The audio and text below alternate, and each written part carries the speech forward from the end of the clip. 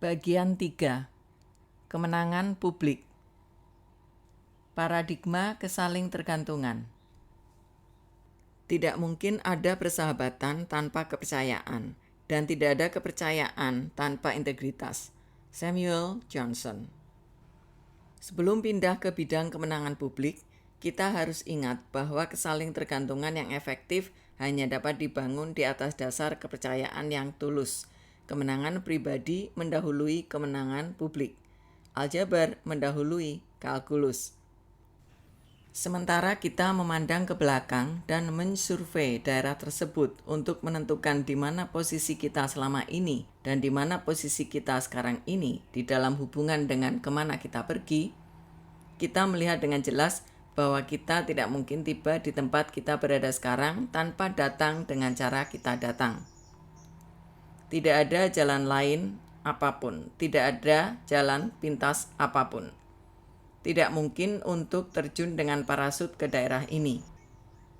Bentangan daerah di depan ditutupi dengan pecahan-pecahan hubungan yang hancur dari orang-orang yang pernah mencobanya.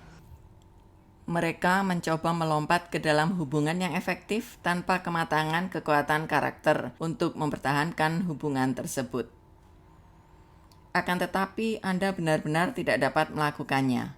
Anda harus menempuh jalan tersebut.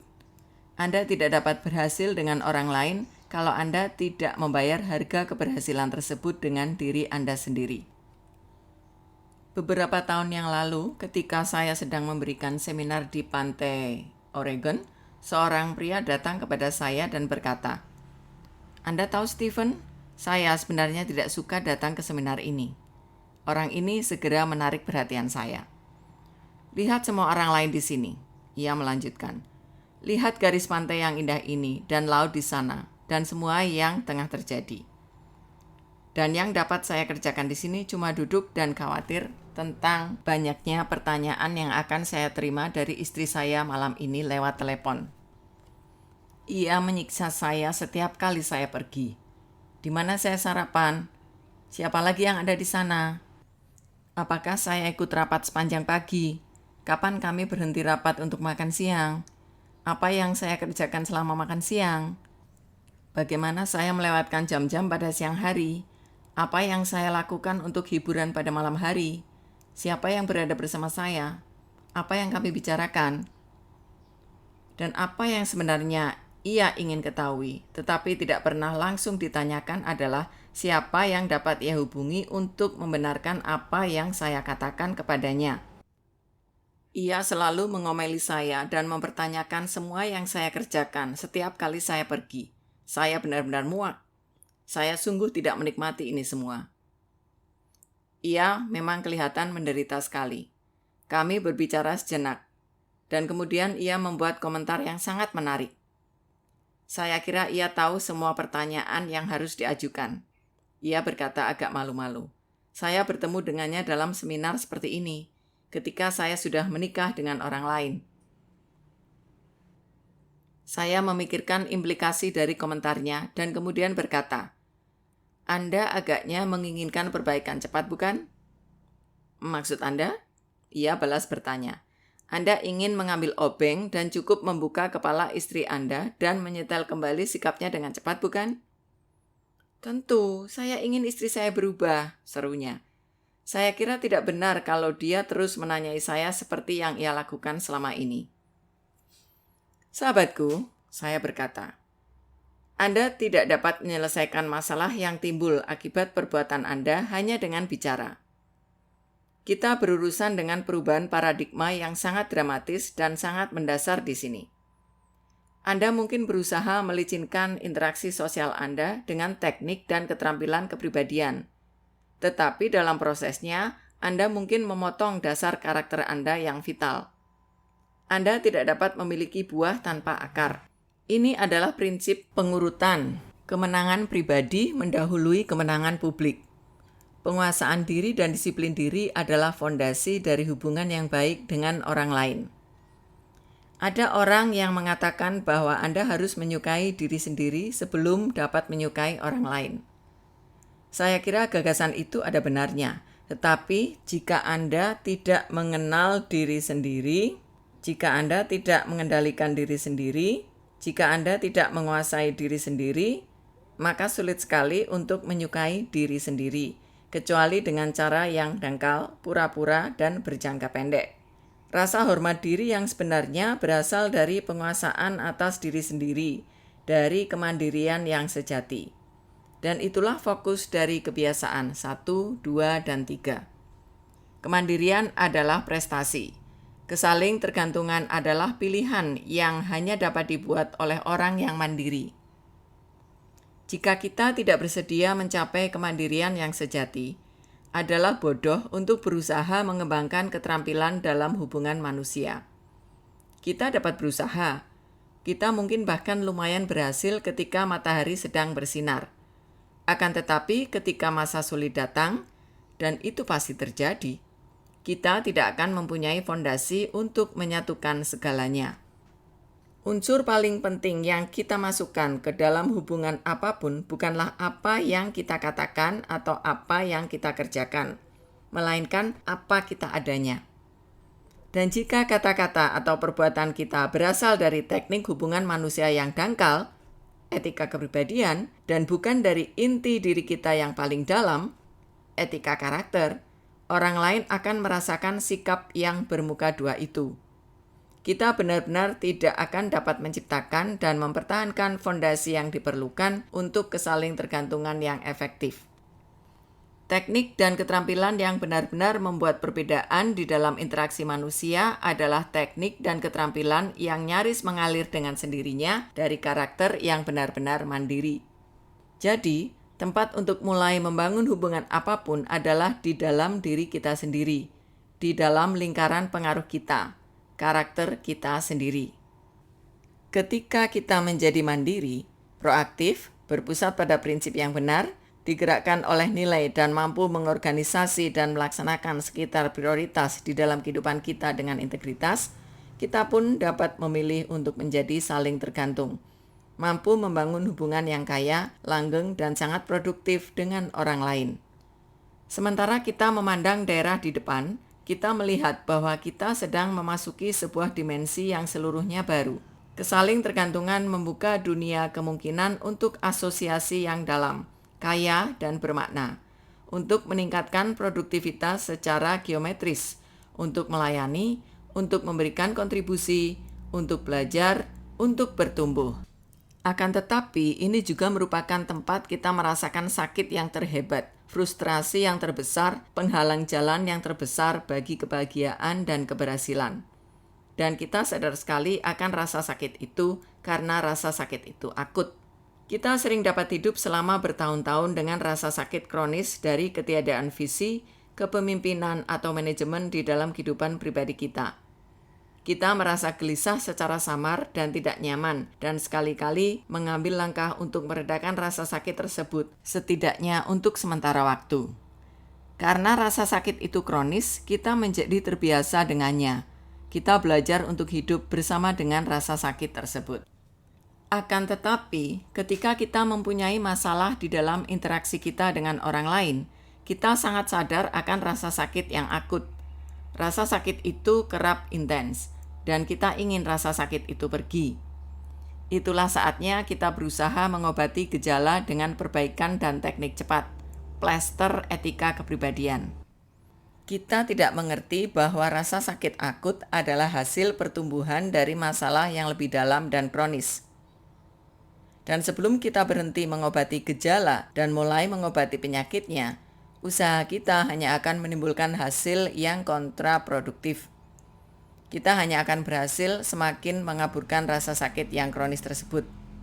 Sekarang, sementara kita berpikir tentang interaksi yang efektif dengan orang lain, mari kita kembali ke definisi kita yang sebelumnya tentang keefektifan. Kita mengatakan bahwa keefektifan adalah keseimbangan PKP, konsep mendasar di dalam kisah angsa dan telur emas. Di dalam situasi yang saling tergantung, telur emasnya adalah keefektifan, sinergi yang mengagumkan, hasil yang diciptakan melalui komunikasi yang terbuka dan interaksi yang positif dengan orang lain. Dan untuk mendapatkan telur-telur itu secara teratur, kita perlu merawat angsanya. kita perlu menciptakan dan mempedulikan hubungan yang mewujudkan hasil-hasil itu. Jadi, sebelum kita turun dari titik pengintaian kita dan masuk ke dalam kebiasaan 4, 5, dan 6, saya ingin memperkenalkan apa yang saya percaya merupakan kiasan paling tepat dalam menguraikan hubungan dan dalam mendefinisikan keseimbangan PKP di dalam realitas kesaling tergantungan. Rekening bank emosi. Kita semua tahu apa itu rekening bank uang. Kita mendepositokan uang ke bank dan menambah cadangan yang darinya kita dapat menarik uang kita jika kita membutuhkannya. Rekening bank emosi adalah kiasan yang menggambarkan jumlah kepercayaan yang sudah kita tambahkan di dalam suatu hubungan. Ini adalah perasaan aman yang Anda miliki dengan manusia lain. Jika saya membuat deposito di dalam rekening bank emosi dengan Anda melalui sopan santun, kebaikan hati, kejujuran, dan memenuhi komitmen saya kepada Anda, saya pun menambah cadangan. Kepercayaan Anda kepada saya menjadi lebih tinggi, dan saya dapat mengambil kepercayaan tersebut sering-sering jika memang perlu. Saya bahkan dapat berbuat kesalahan, dan tingkat kepercayaan itu, cadangan emosi itu, akan menutupinya. Komunikasi saya mungkin tidak jelas, tetapi Anda akan tetap dapat menangkap maksud saya. Anda tidak akan menjadikan saya orang yang bersalah karena satu perkataan. Ketika rekening kepercayaan tinggi, komunikasi pun mudah, seketika, dan efektif.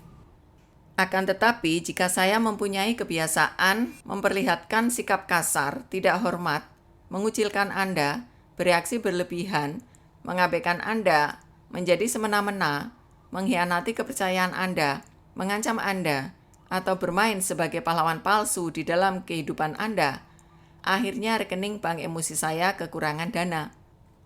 Tingkat kepercayaan menjadi sangat rendah. Lalu, fleksibilitas apakah yang saya miliki? Tidak ada sama sekali. Saya berjalan di atas daerah ranjau. Saya harus sangat berhati-hati tentang semua yang saya katakan. Saya mengukur setiap kata. Ini adalah kota yang tegang, tempat singgahnya Memo. Ia melindungi punggung saya, berpolitik. Dan banyak organisasi dipenuhi dengannya. Banyak keluarga dipenuhi dengannya. Banyak perkawinan dipenuhi dengannya. Jika cadangan besar kepercayaan tidak ditunjang oleh deposito yang terus-menerus, suatu perkawinan akan rusak. Bukannya pengertian dan komunikasi yang kaya dan spontan, situasinya malah menjadi seperti penginapan, di mana dua orang sekedar berusaha menjalani gaya hidup mandiri dengan cara yang agak hormat dan toleran. Hubungan mungkin semakin memburuk hingga menjadi penuh kebencian dan defensif. Respons lawan atau lari menciptakan pertempuran verbal, bantingan pintu, penolakan untuk bicara, penarikan diri emosional, dan rasa kasihan diri. Ini dapat berakhir dalam perang dingin di rumah, dipertahankan hanya oleh anak, seks, tekanan sosial, atau perlindungan citra. Atau mungkin berakhir dalam perang terbuka di pengadilan, di mana pertempuran hukum dapat berlangsung bertahun-tahun ketika orang tanpa putusnya mengakui dosa mantan pasangan. Dan ini ada dalam hubungan yang paling intim, paling potensial, menyenangkan, memuaskan, dan produktif yang mungkin ada di antara dua orang di muka bumi ini. Mercusuar PKP ada di sana. Kita dapat menabrakkan diri kita ke sana, atau kita dapat menggunakannya sebagai cahaya penuntun. Hubungan kita yang paling konstan, seperti perkawinan, memerlukan deposito yang paling konstan. Dengan harapan yang terus-menerus, deposito lama pun menguap. Jika Anda tiba-tiba bertemu teman lama di SMA yang sudah lama tidak Anda lihat selama bertahun-tahun, Anda dapat menyambung tepat di mana Anda melepaskan karena deposito yang sebelumnya masih ada di sana. Akan tetapi, rekening Anda dengan orang yang berinteraksi dengan Anda secara tetap memerlukan investasi yang lebih konsisten. Kadang ada penarikan otomatis di dalam interaksi Anda sehari-hari atau di dalam persepsi mereka tentang Anda yang Anda bahkan tidak ketahui sama sekali. Ini khususnya berlaku pada remaja di rumah. Andaikan Anda mempunyai seorang putra yang sudah remaja dan percakapan normal Anda adalah seperti ini. Bersihkan kamarmu, kancingkan bajumu, Kecilkan radionya. Potonglah rambutmu. Dan jangan lupa membuang sampah. Selama suatu periode waktu, penarikan menjadi jauh melebihi depositonya. Sekarang, andaikan saja putra Anda sedang dalam proses mengambil beberapa keputusan penting yang akan mempengaruhi sisa hidup Anda. Akan tetapi tingkat kepercayaan begitu rendah dan proses komunikasi begitu tertutup, mekanis dan tidak memuaskan sehingga ia benar-benar tidak akan terbuka menerima nasihat Anda. Anda mungkin mempunyai kebijaksanaan dan pengetahuan untuk membantunya. Tetapi karena rekening Anda begitu tipis, ia akhirnya akan mengambil keputusannya dari perspektif emosi jangka pendek yang mungkin saja menghasilkan banyak konsekuensi jangka panjang yang negatif. Anda memerlukan keseimbangan positif untuk berkomunikasi tentang persoalan yang peka ini. Apa yang Anda lakukan? Apa yang akan terjadi jika Anda mulai membuat deposito ke dalam hubungan tersebut? Mungkin peluang muncul untuk berbuat sedikit kebaikan untuknya. Membawakan pulang majalah tentang skateboard, jika itu memang kegemarannya, atau cukup mendekatinya ketika ia sedang mengerjakan suatu proyek dan menawarkan bantuan. Barangkali Anda dapat mengajaknya menonton film di bioskop atau mengajaknya makan es krim di luar. Barangkali deposito paling penting yang dapat Anda buat adalah dengan sekedar mendengarkannya, tanpa menilai atau menasehati, atau membacakan autobiografi Anda sendiri ke dalam apa yang ia ucapkan. Cukup dengarkan dan berusahalah untuk mengerti. Biarkan dia merasakan perhatian Anda kepadanya, penerimaan Anda terhadapnya sebagai pribadi. Ia mungkin tidak berespons pada mulanya. Ia mungkin bahkan curiga. Apa maunya ayah sekarang? Teknik apa yang ibu coba terapkan pada saya kali ini? Akan tetapi sementara deposito yang tulus ini terus masuk, deposito ini pun terus menumpuk. Saldo yang minus menjadi menyusut. Ingat bahwa perbaikan cepat hanyalah fata morgana. Membangun dan memperbaiki hubungan membutuhkan waktu. Jika Anda menjadi tidak sabar dengan tindakannya yang seolah tidak berespons atau sikapnya yang seolah tidak berterima kasih, Anda mungkin membuat penarikan besar dan merusak semua kebaikan yang sudah Anda lakukan. Sesudah semua yang kami kerjakan untukmu, pengorbanan yang kami berikan, bagaimana mungkin kamu dapat menjadi begitu tidak tahu berterima kasih? Kami berusaha bersikap manis kepadamu, dan kau malah bertindak seperti ini. Saya tidak dapat percaya. Memang sulit untuk bersikap sabar. Dibutuhkan karakter untuk menjadi proaktif, untuk berfokus pada lingkaran pengaruh Anda, untuk memelihara makhluk yang bertumbuh dan tidak memetik bunganya untuk melihat bagaimana keadaan akarnya.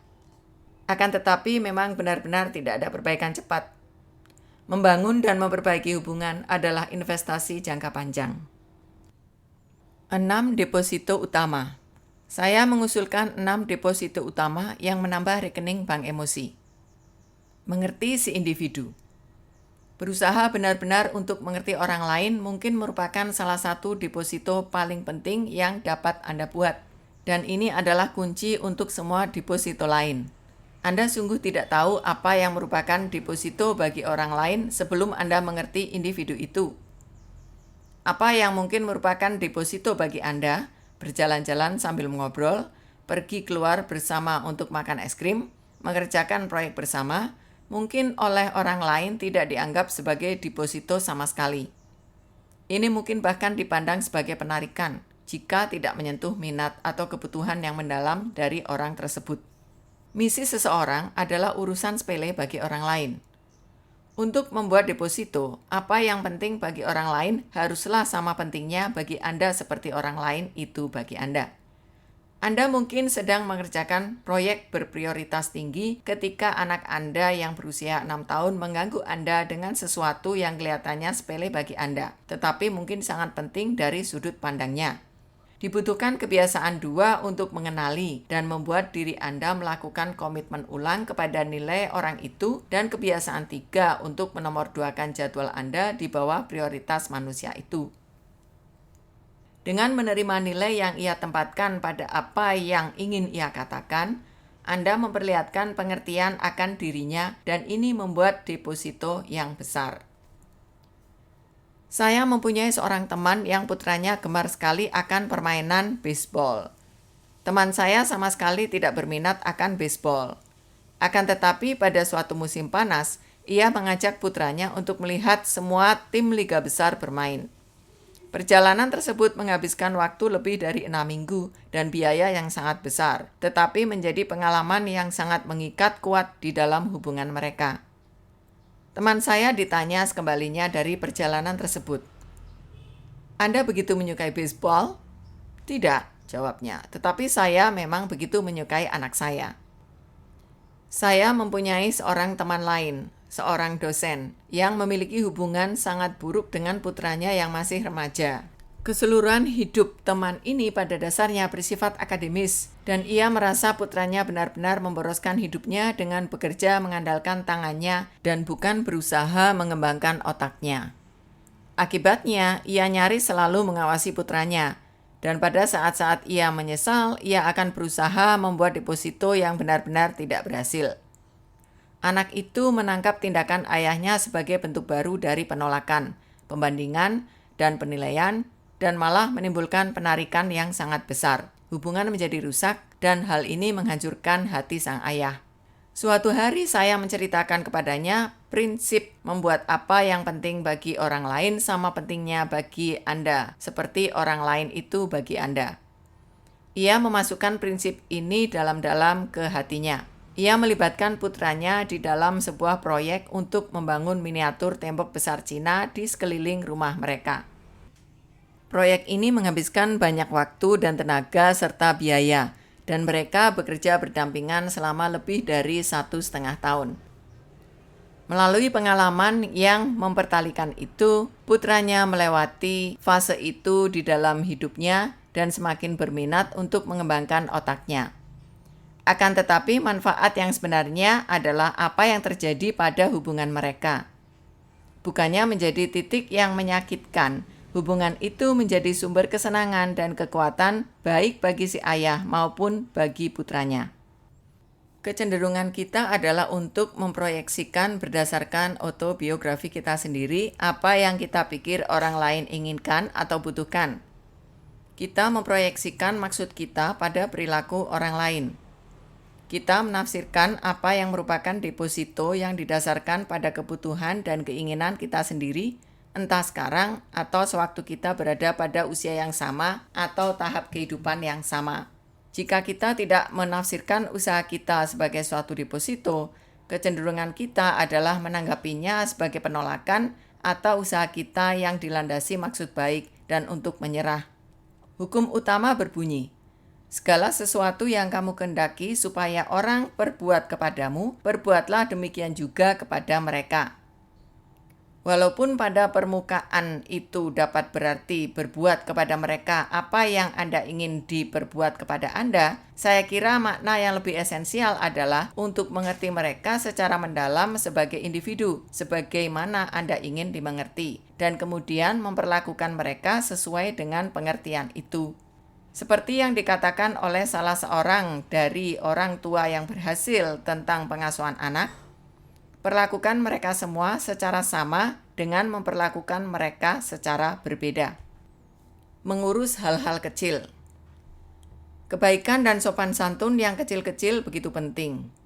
Ketidaksopanan kecil, kekasaran kecil, bentuk ketiadaan respek yang kecil menyebabkan penarikan besar-besaran.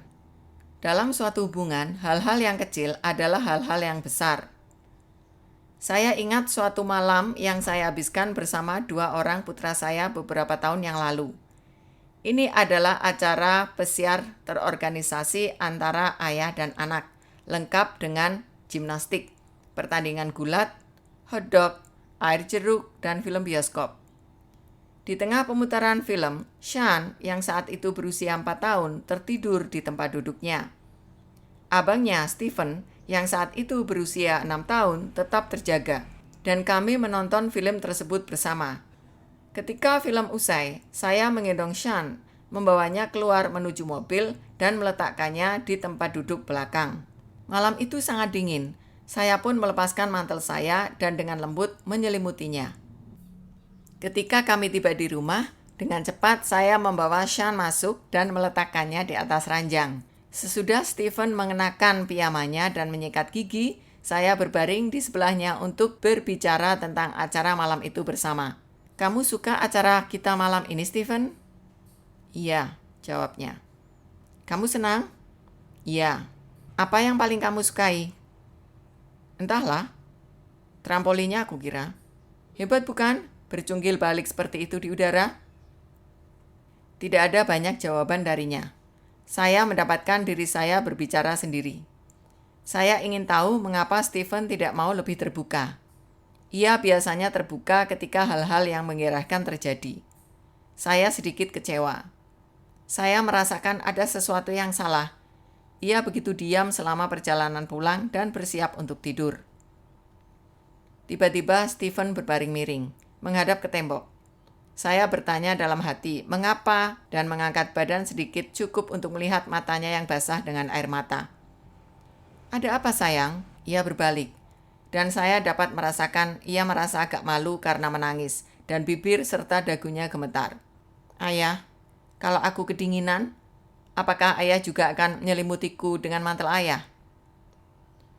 Dari semua kejadian pada malam istimewa bersama itu, yang paling penting adalah sedikit tindakan kebaikan.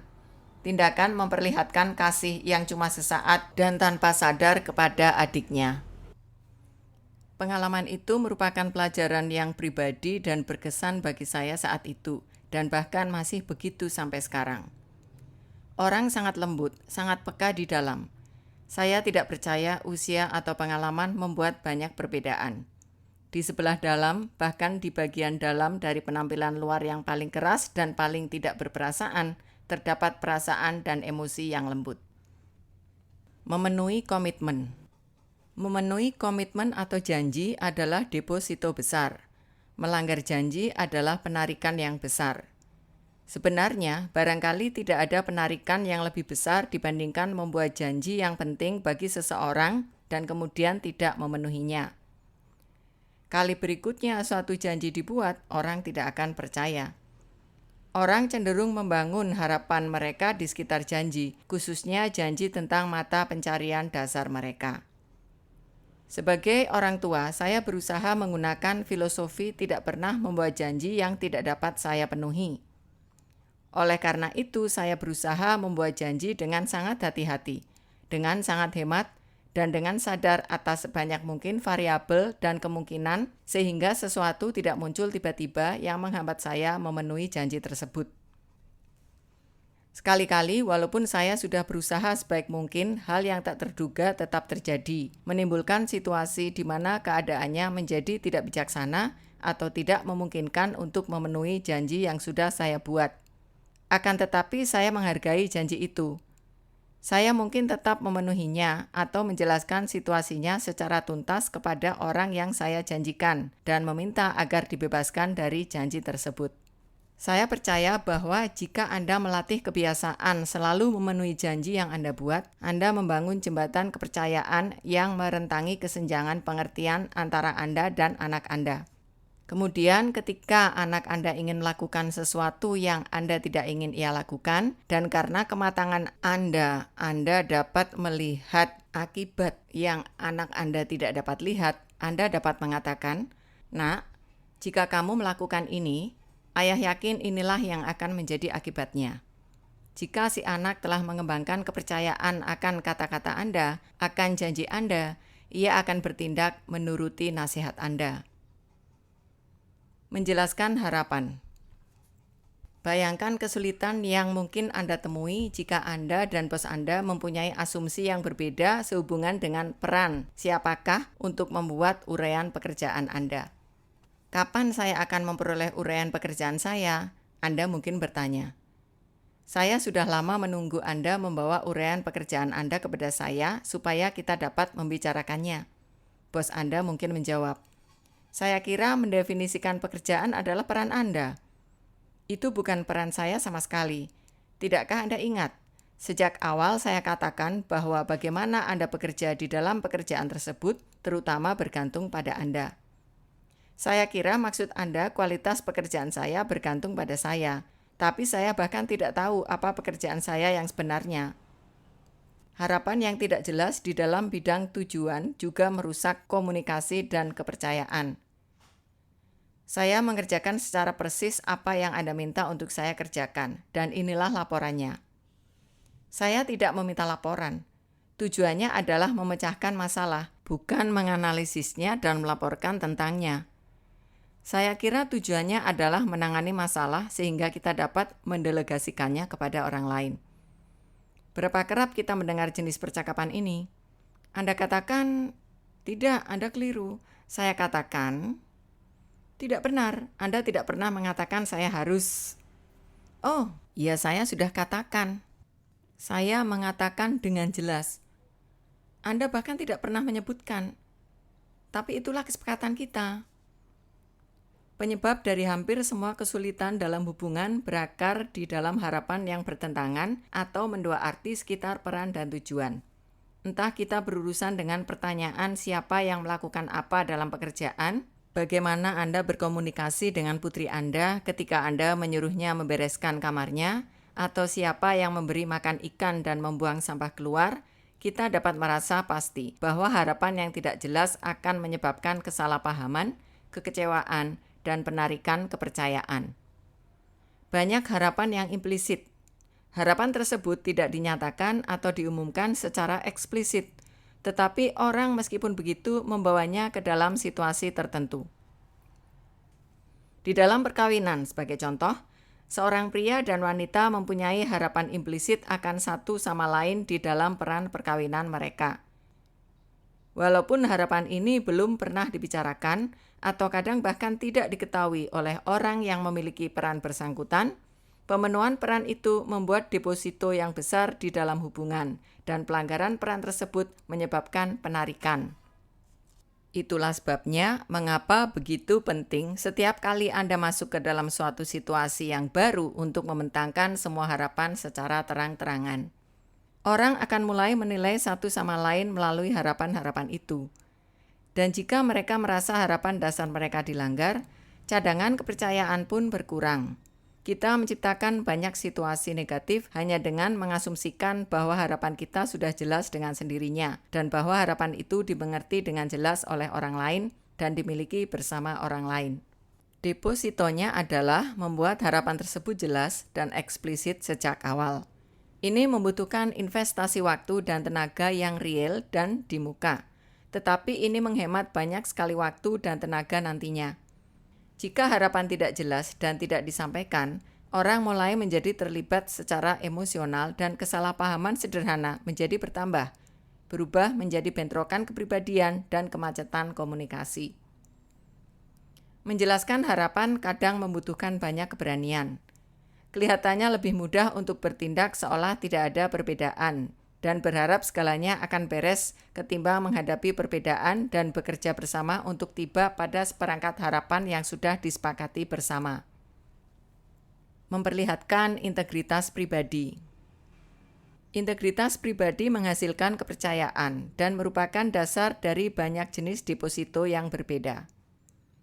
Tidak adanya integritas dapat merusak hampir setiap usaha lain untuk menciptakan rekening kepercayaan yang tinggi. Orang dapat berusaha untuk mengerti, mengingat hal-hal kecil, memenuhi janji mereka, menjelaskan dan memenuhi harapan, tetapi tetap gagal membangun cadangan kepercayaan jika mereka tidak tulus di dalam hati. Integritas mencakupi, tetapi lebih dari kejujuran. Kejujuran adalah mengatakan kebenaran. Dengan kata lain, menyesuaikan kata-kata kita dengan realitas. Integritas adalah menyesuaikan realitas dengan kata-kata kita. Dengan kata lain, memenuhi janji dan memenuhi harapan.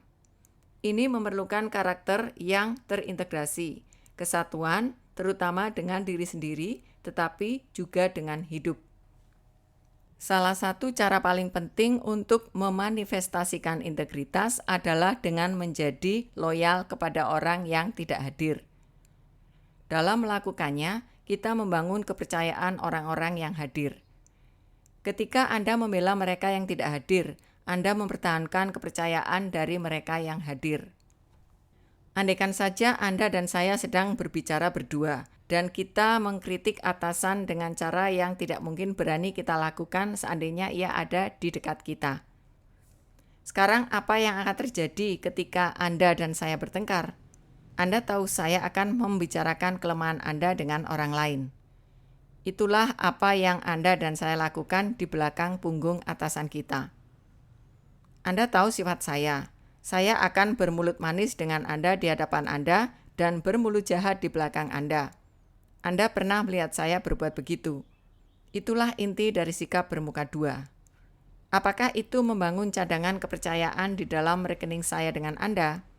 Sebaliknya, andaikan Anda mulai mengkritik atasan Anda dan saya pada dasarnya mengatakan kepada Anda saya setuju dengan isi dari sebagian kritik tersebut dan menyarankan agar kita berdua pergi langsung menghadapnya dan mengajukan presentasi yang efektif tentang bagaimana segalanya dapat diperbaiki. Lalu apa yang Anda tahu akan saya lakukan seandainya seseorang mengkritik Anda di depan saya di belakang Anda? Satu contoh lagi. Andaikan dalam usaha saya membina suatu hubungan dengan Anda, saya mengatakan kepada Anda sesuatu yang orang lain sampaikan kepada saya untuk tetap dirahasiakan.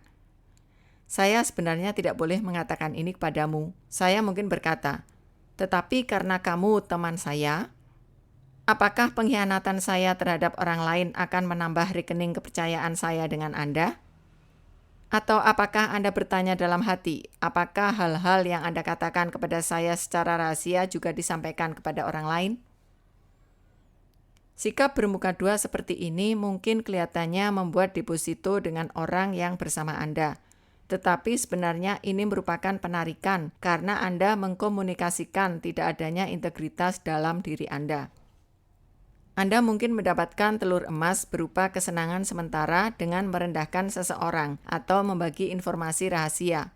Tetapi Anda sebenarnya mencekik angsanya, melemahkan hubungan yang memberikan kesenangan yang langgeng. Integritas dalam realitas kesaling tergantungan secara sederhana adalah ini. Anda memperlakukan semua orang dengan perangkat prinsip yang sama. Sementara Anda melakukannya, orang akan mulai mempercayai Anda.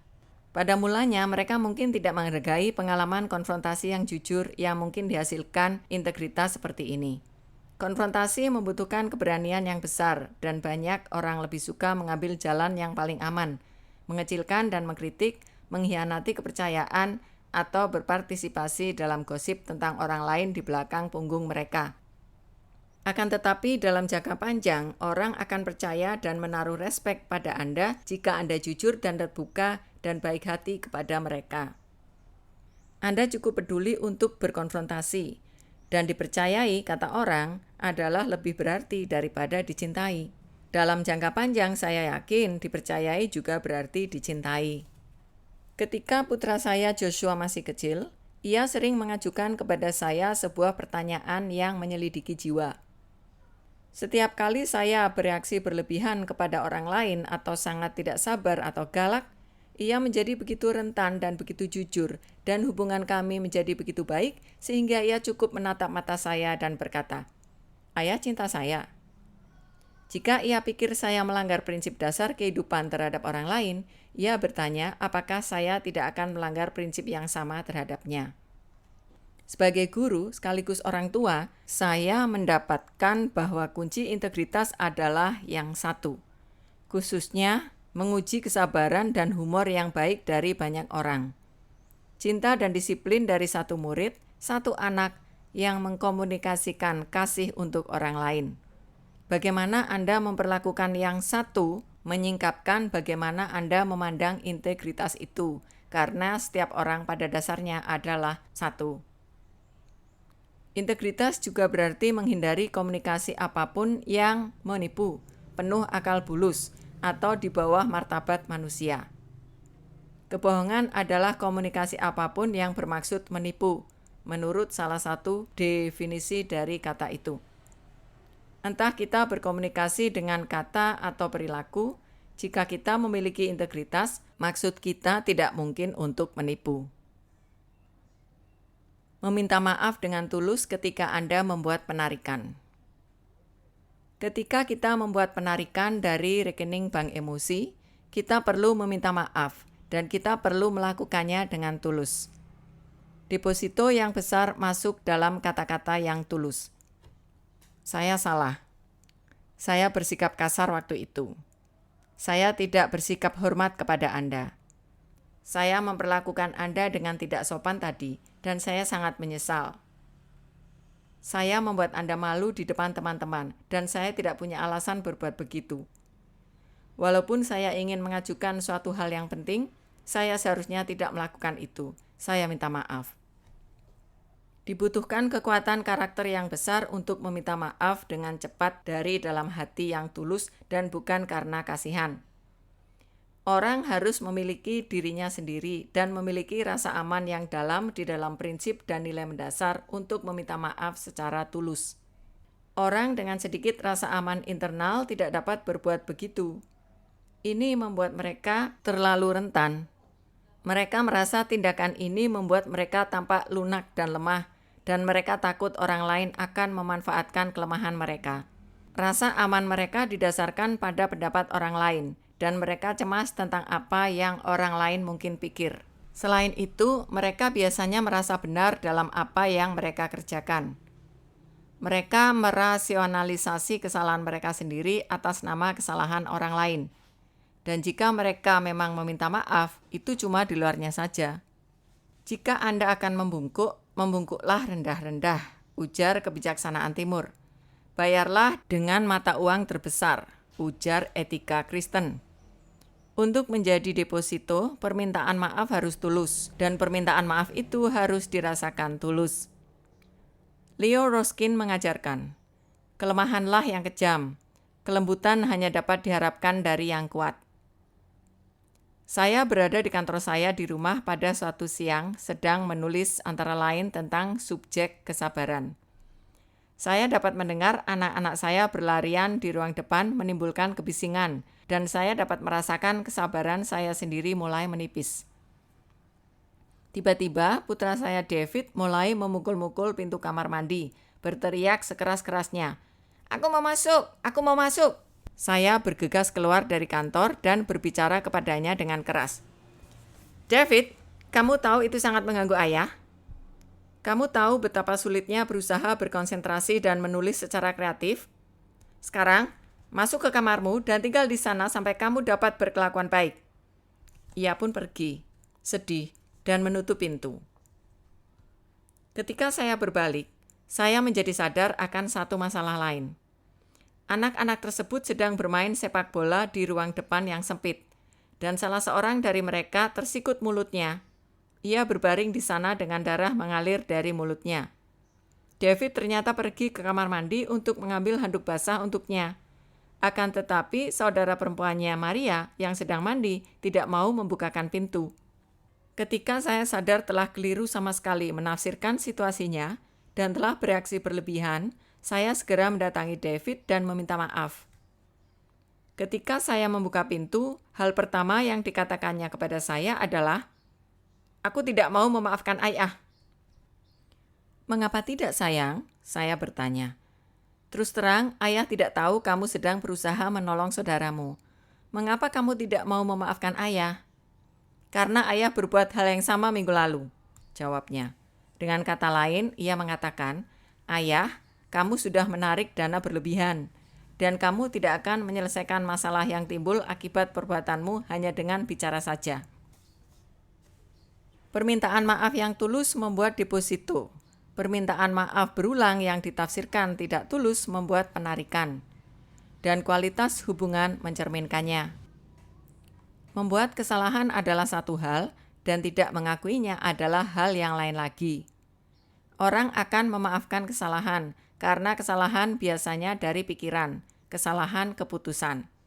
Akan tetapi orang tidak akan dengan mudah memaafkan kesalahan dari hati, niat buruk, motif yang jahat, selubung pembenaran atas kesalahan pertama. Hukum kasih dan hukum kehidupan. Ketika kita membuat deposito berupa kasih tanpa syarat, ketika kita hidup terutama menurut hukum kasih, kita mendorong orang lain untuk hidup terutama menurut hukum kehidupan. Dengan kata lain, ketika kita benar-benar mengasihi orang lain tanpa syarat, tanpa ikatan, kita membantu mereka merasa terjamin dan aman dan sah dan diteguhkan dalam nilai esensial mereka, identitas dan integritas. Proses pertumbuhan mereka yang wajar pun terdorong. Kita membuat mereka hidup lebih mudah menurut hukum kehidupan, kerjasama, dukungan, disiplin diri, integritas, dan menemukan serta hidup dengan yang tertinggi dan terbaik di dalam diri mereka.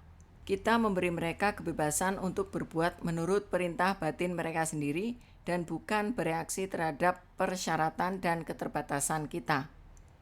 Ini tidak berarti kita menjadi pesimis atau lunak.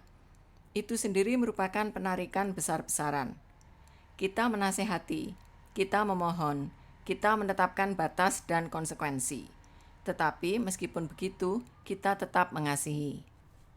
Ketika kita melanggar hukum kasih yang utama, ketika kita mengikatkan tali dan persyaratan pada hadiah itu, kita sebenarnya mendorong orang lain melanggar hukum kehidupan yang utama. Kita menempatkan mereka di dalam posisi reaktif dan defensif, di mana mereka merasa harus membuktikan saya berarti sebagai pribadi, bebas dari Anda.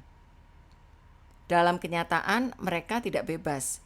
Mereka kontra-dependent, yang merupakan bentuk lain dari ketergantungan dan berada pada ujung paling rendah dari kontinum kematangan. Mereka menjadi reaktif, nyaris berpusat pada musuh, lebih peduli untuk membela hak mereka dan menghasilkan bukti akan individualitas mereka daripada berusaha mendengarkan secara proaktif dan menghormati perintah batin mereka sendiri. Pemberontakan adalah simpul pada hati, bukan pada pikiran. Kuncinya adalah membuat deposito. Deposito konstan berupa kasih tanpa syarat. Saya pernah mempunyai seorang teman yang menjabat sebagai kepala sebuah sekolah yang sangat bergengsi. Ia merencanakan dan menabung selama bertahun-tahun untuk memberi putranya kesempatan sekolah di sana. Tetapi ketika waktunya tiba, putranya ini menolak. Ini membuat ayahnya sangat prihatin. Lulus dari sekolah ini akan menjadi aset yang besar bagi si anak. Selain itu, ini merupakan tradisi keluarga. 3 generasi sudah sekolah di sana sebelum si anak. Ayahnya memohon, mendesak, dan membujuk. Ia juga berusaha mendengarkan si anak untuk memahaminya, sambil terus berharap putranya akan berubah pikiran. Pesan samar yang dikomunikasikan adalah kasih bersyarat. Putranya merasa sedikit banyak keinginan ayahnya agar ia bersekolah di sana melebihi nilai yang ayahnya berikan atas dirinya sebagai pribadi dan sebagai anak. Dan ini terasa sangat mengancam. Akibatnya, ia memperjuangkan identitas dan integritasnya sendiri, dan ia meningkatkan usahanya untuk memutuskan dan merasionalisasikan keputusannya untuk tidak bersekolah di sana. Sesudah pencarian jiwa yang intens, si ayah memutuskan untuk berkorban, untuk melepaskan cinta bersyarat. Ia tahu bahwa putranya mungkin mempunyai pilihan yang berbeda dengan yang ia harapkan. Meskipun begitu, ia dan istrinya memutuskan untuk mengasihi putra mereka tanpa syarat, lepas dari apa pilihannya. Ini adalah hal yang sangat sulit dilakukan, karena nilai dari pengalaman pendidikannya begitu dekat dengan hati mereka, dan karena ini merupakan sesuatu yang sudah mereka usahakan dan perjuangkan sejak kelahiran putra mereka. Ayah dan ibunya menjalani proses penulisan ulang naskah yang sangat sulit, berusaha untuk benar-benar mengerti sifat dari kasih tanpa syarat. Mereka mengkomunikasikan kepada anak mereka apa yang mereka kerjakan dan alasannya, dan mengatakan kepadanya bahwa mereka sampai pada titik di mana mereka dapat mengatakan secara jujur sepenuhnya bahwa keputusannya tidak akan mempengaruhi perasaan kasih tanpa syarat mereka kepadanya. Mereka tidak melakukan ini untuk memanipulasinya, untuk mencoba membentuknya. Mereka melakukan ini sebagai perpanjangan logis dari pertumbuhan dan karakter mereka. Anak tersebut tidak memberikan banyak respon saat itu. Tetapi orang tuanya memiliki paradigma kasih tanpa syarat sedemikian rupa pada titik itu, sehingga hal itu tidak membuat perbedaan apapun dalam perasaan mereka kepadanya. Kira-kira seminggu kemudian, ia mengatakan kepada orang tuanya bahwa ia sudah memutuskan untuk tidak pergi. Mereka sudah siap sepenuhnya mendengar jawabannya dan terus memperlihatkan kasih tanpa syarat kepadanya. Segalanya beres, dan kehidupan berjalan normal. Tidak lama kemudian, sebuah hal menarik terjadi. Setelah si anak tidak lagi merasa ia harus membela posisinya, ia mencari di dalam dirinya secara lebih dalam dan menemukan bahwa ia sebenarnya memang ingin memperoleh pengalaman pendidikan di sekolah tersebut. Ia mendaftar dan kemudian mengatakannya kepada ayahnya yang kembali memperlihatkan kasih tanpa syarat dengan menerima sepenuhnya keputusan anaknya. Teman saya bahagia, tetapi tidak terlalu berlebihan, karena ia telah belajar untuk mengasihi tanpa syarat. Doug Hammarskjöld, mantan sekjen PBB, pernah mengeluarkan sebuah pernyataan yang bijaksana. Adalah lebih mulia untuk memberi diri Anda sepenuhnya kepada satu orang daripada bekerja dengan rajin demi keselamatan banyak orang. Maksudnya menurut saya adalah, saya dapat saja mencurahkan 8, 10, atau 12 jam sehari, 5, 6, atau 7 hari seminggu untuk ribuan orang dan proyek di luar sana, dan tetap tidak mempunyai hubungan yang dalam dan bermakna dengan pasangan saya sendiri, dengan putra saya yang remaja, dengan rekan kerja saya yang paling dekat. Dan dibutuhkan lebih banyak kemuliaan karakter, lebih banyak kerendahan hati, keberanian, dan kekuatan untuk membangun kembali satu hubungan itu ketimbang yang dibutuhkan untuk terus memberikan semua jam itu untuk semua orang dan semua perkara itu. Selama 25 tahun memberikan konsultasi dengan banyak organisasi, saya terkesan berkali-kali oleh kekuatan pernyataan itu. Banyak masalah di dalam organisasi berasal dari kesulitan hubungan di puncak sekali, di antara dua mitra di sebuah perusahaan profesional, di antara pemilik dan presiden perusahaan, di antara presiden dan wakil presiden eksekutif. Sungguh dibutuhkan lebih banyak kemuliaan karakter untuk menghadapi dan memecahkan persoalan itu daripada yang dibutuhkan untuk terus dengan rajin bekerja untuk banyak proyek dan orang di luar sana. Ketika saya pertama kali melihat pernyataan Hammarskjöld, saya sedang bekerja di sebuah perusahaan di mana ada harapan yang tidak jelas di antara orang yang menjadi tangan kanan saya dan saya sendiri. Saya benar-benar tidak mempunyai keberanian untuk menghadapi perbedaan kami sehubungan dengan peran dan harapan, tujuan, dan nilai, khususnya di dalam metode administrasi kami. Saya pun bekerja selama beberapa bulan dalam cara kompromi untuk menghindari apa yang dapat saja menjadi suatu konfrontasi yang buruk. Sementara itu, perasaan tidak enak terus berkembang di dalam diri kami berdua. Sesudah membaca bahwa adalah lebih mulia untuk memberi diri Anda sepenuhnya kepada satu orang daripada bekerja rajin demi keselamatan banyak orang, saya terpengaruh secara mendalam oleh gagasan untuk membangun kembali hubungan itu. Saya harus menambahkan diri untuk apa yang ada di depan, karena saya tahu akan sulit untuk benar-benar mengeluarkan persoalan tersebut dan mencapai pengertian dan komitmen bersama yang mendalam. Saya ingat saya waktu itu gemetar sewaktu mengantisipasi kunjungan tersebut. Orang itu kelihatannya seperti orang yang keras, begitu mantap dengan cara-caranya sendiri dan begitu benar di matanya sendiri. Namun, saya membutuhkan kekuatan dan kemampuannya. Saya takut konfrontasi ini dapat membahayakan hubungan kami dan mengakibatkan saya kehilangan kekuatan itu. Saya menjalani latihan mental terakhir mengenai kunjungan yang sudah diantisipasi, dan saya akhirnya berketetapan di dalam diri saya di sekitar prinsip dan bukan praktek dari apa yang akan saya lakukan dan katakan. Akhirnya saya merasakan kedamaian pikiran dan keberanian untuk mengadakan komunikasi tersebut. Ketika kami bertemu, dengan sangat terkejut, saya mengetahui bahwa orang ini telah menjalani proses yang persis sama dan sudah lama merindukan percakapan seperti ini. Ia sama sekali tidak keras dan defensif. Meskipun begitu, gaya administrasi kami memang sangat berbeda, dan keseluruhan organisasi berespons terhadap perbedaan ini. Kami sama-sama mengakui masalah yang telah ditimbulkan oleh perbedaan kami. Setelah beberapa kunjungan, kami mampu menghadapi masalah yang lebih dalam untuk meletakkannya semua ke tempat terbuka dan memecahkannya satu demi satu dengan semangat respek timbal balik yang tinggi. Kami mampu mengembangkan tim yang kuat dan saling melengkapi, serta kasih pribadi yang dalam yang amat meningkatkan kemampuan kami untuk bekerja secara efektif bersama-sama. Menciptakan kesatuan yang diperlukan untuk menjalankan bisnis yang efektif atau keluarga atau perkawinan memerlukan kekuatan dan keberanian pribadi yang besar. Tidak ada keterampilan administrasi teknis dalam bekerja untuk orang banyak dapat menutupi kurangnya kemuliaan karakter pribadi dalam mengembangkan hubungan. Pada tingkat yang sangat esensial, satu dengan satu, inilah kita menjalankan hukum kasih dan kehidupan yang utama. Masalah P adalah peluang KP. Pengalaman ini juga mengajarkan saya satu lagi paradigma kuat dari kesaling tergantungan. Ini berhubungan dengan cara kita memandang masalah.